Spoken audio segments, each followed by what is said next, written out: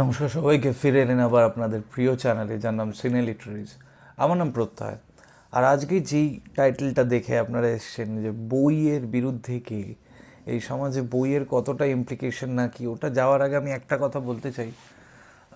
এই যে এত সিনেমা, এত ট্রেলার, এত এত ওয়েব সিরিজ, তার ট্রেলার, ওয়েব সিরিজ বেরোচ্ছে, তারপর সিনেমা, তার ট্রেলার, সেই সিনেমা বেরোচ্ছে, এত সিনেমা, এত ওয়েব সিরিজ, এর মধ্যে কোনটা ঠিক অ্যাকচুয়ালি ভালো বলুন তো? মানে আমি একটা জিনিস দেখতে পাচ্ছি, এ রিসেন্টলি কিছুদিন ধরে আমি কয়েকটা সিরিজে 1-2 বছর, বিগত 2-3 বছর, একটা দুটো কন্টেন্ট বাদ দিয়ে প্রত্যেকটা কন্টেন্ট একটা সুপারফিশিয়াল লেভেল অব্দি গিয়ে আটকে থাকে। মানে একটা খুব গভীর সমুদ্র, প্যাসিফিক মহাসাগর, তার ডিপেস্ট লেয়ার তো ছেড়ে দিলাম, তার 2-3টে লেয়ার নিচেও যাচ্ছে না। ওই উপর দিকে ঢেউ নেই, তাই জন্য সে উপর দিয়ে বেরিয়ে যাচ্ছে, বলছে এই দেখো ঢেউ নেই, এটাই আমার কন্টেন্ট। না, এই যে এরকম একটা ওয়ার্ল্ড চলছে, মানে যেখানে আমি বলবো না যে সব ওয়েব সিরিজ খারাপ বা সব সিনেমা খারাপ বা কোনোটাই পাতা দেওয়া যায় না, নিশ্চয়ই দেওয়া যায়, কিন্তু কিছু কিছু সূক্ষ্ম কথা মিস হয়ে যাচ্ছে। মানে সিনেমা আমার খুব পছন্দের একটা আর্ট, যে এই সিনেমায় আমরা অনেক কিছু দেখাতে পারি অনেক কম সময়।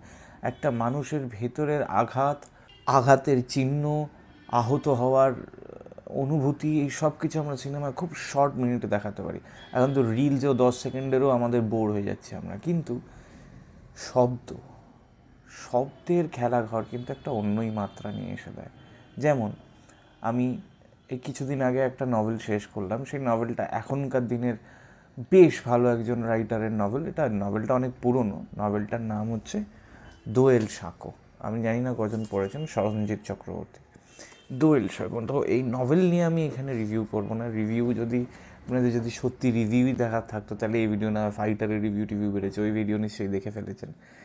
এটা একটা আলোচনা বিশেষ। কেন আমি বলছি, এই যে এই নভেলটার একটু জিনিসটা বলিনি, আমি রিভিউ টিভিউ করবো না, গল্পও বলবো না, আমি কিচ্ছুভাবে বোর করতে চাইছি না। রিয়ানা রাজিতা, দুজন ছেলে মেয়ে, তারা একসাথে বড় হয়েছে, দুজন নিজস্বভাবে নিজস্ব জীবনের জার্নিতে দুজন আলাদা জায়গায় চলে গেছে, কিন্তু তাদের ভেতরে বেসিক যে ফিলিং, ভালোবাসার, সেই ফিলিংটা এক আছে। আলটিমেটলি গিয়ে কোনো না কোনো সরঞ্জিতের সমস্ত গল্পে যেটা হয়, যে প্রেমিক প্রেমিকা একটা মিলে যাচ্ছে, একটা হ্যাপি এন্ডিং। এটা এই কারণেই হয়তো হতে পারে, কারণ হয়তো ওর নিজস্ব জীবনে ওনার সেই হ্যাপি এন্ডিংটা উনি পাননি, হতেই পারে। কিন্তু apart from all this fact, যে প্রেমের গল্প, এই গল্প, ওই গল্প, মনের ভেতরের যে দ্বিধা, মনের ভেতরের যে কথাবার্তাগুলো, আমরা মানে শব্দের আড়ালে গিয়ে অনেক কিছুকে বলতে পারি। সেই অনেক কিছু বলার কথাই হচ্ছে, আমি যে আজকে এই কথাগুলো বলতে পারছি বা চাইছি, এটা আমাকে ইউটিউব একটা প্ল্যাটফর্ম দিয়েছে, যেখানে আমার মনে হচ্ছে যে এই কথাগুলো আমার বলা দরকার।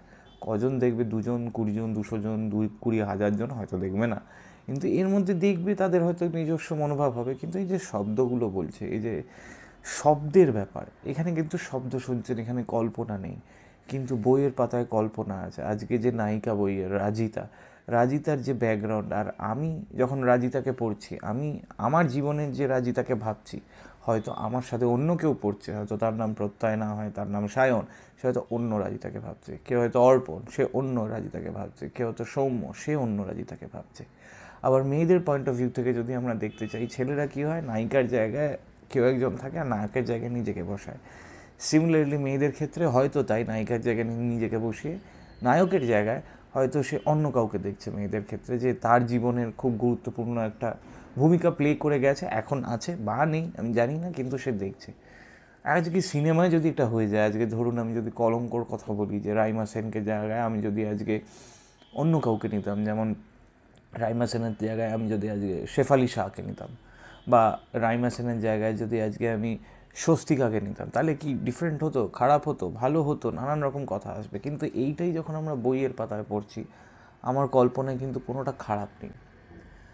আর এই যে কয়েকটা শব্দ, মানে এই যে সূক্ষ্ম অনুভূতিগুলো, অভিব্যক্তিগুলো, খারাপ লাগাগুলো, কষ্ট পাওয়াগুলো, এগুলো বোধহয় কোথাও একটা মিসিং হয়ে যাচ্ছে আমাদের এই সুপারফিশিয়াল কন্টেন্ট ক্রিয়েশনের এই ভয়ঙ্কর জনস্রোতে।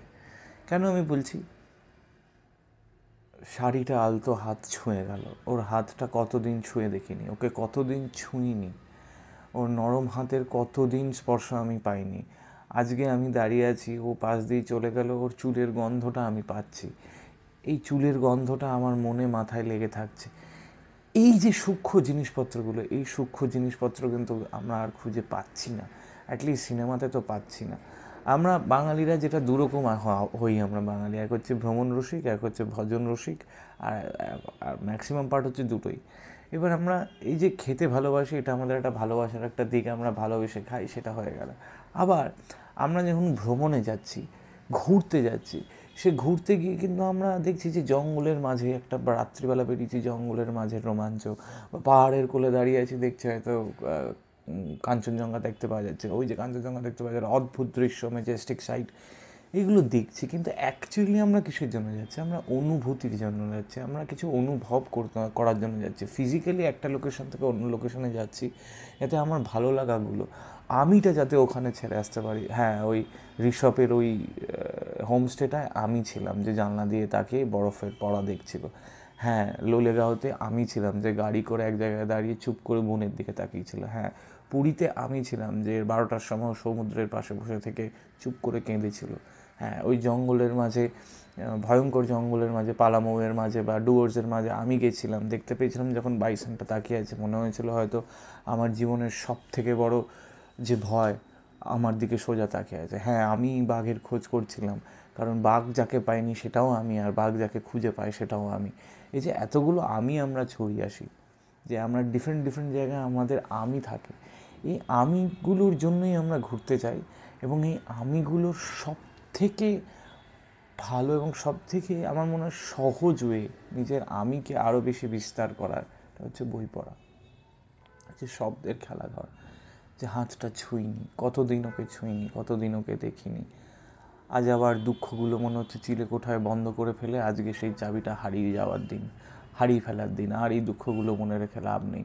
গোটা শহরটা একটা চিলে কোঠা, তার ভেতরে আমরা মনের চিলে কোঠা খুঁজি। এই যে ধরনের শব্দ ব্যয়, এই যে শব্দ বৃক্ষ, এই যে শব্দের আড়াল, এই শব্দের আড়ালে আমরা যখন যেতে পারি, তখন মনে হয় যে প্রচণ্ড বাস্তবায়িক একটা জীবন, ব্যবহারিক একটা জীবন। টাকা না হলে তোমাকে কেউ পাত্তা দেবে না, টাকা যত বেশি হবে তত পাত্তা পাবে সে। প্রেমিক প্রেমিকা, স্বামী স্ত্রী, বর গার্লফ্রেন্ড, যাই হয়ে যাক, অফিস, সব জায়গায় আরও বড়, আরও বাড়ি, আরও গাড়ি, আরও এই ওই সেই। কিন্তু তার মধ্যে দাঁড়িয়ে যখন একটা মানুষ মাসের শেষে দেখছে, বা কেউ একজন অফিস থেকে ফিরে শনি রবিবার কেউ নেই বাড়িতে, বা কেউ আছে, ভালো লাগছে না, মন খারাপ করছে, এই মন খারাপটা আমাদের উঠেই গেছে। মন খারাপ নাকি করা বারণ। কিন্তু যদি সত্যি মন খারাপ করছে, আমরা দেখলাম যে মাসের 10 দিন বাকি আছে, 2000 টাকা আছে, হবে কি? তীব্র মাথা ব্যথা একটা শুরু হলো, তার সাথে একটা বই দেখতে পেলাম, একটু চা নিলাম, আর একটু বই নিয়ে একটু বসলাম জানলার পাশে। হয়তো আস্তে আস্তে সন্ধ্যা নেমে আসছে, আমরা বইটা পড়ছি।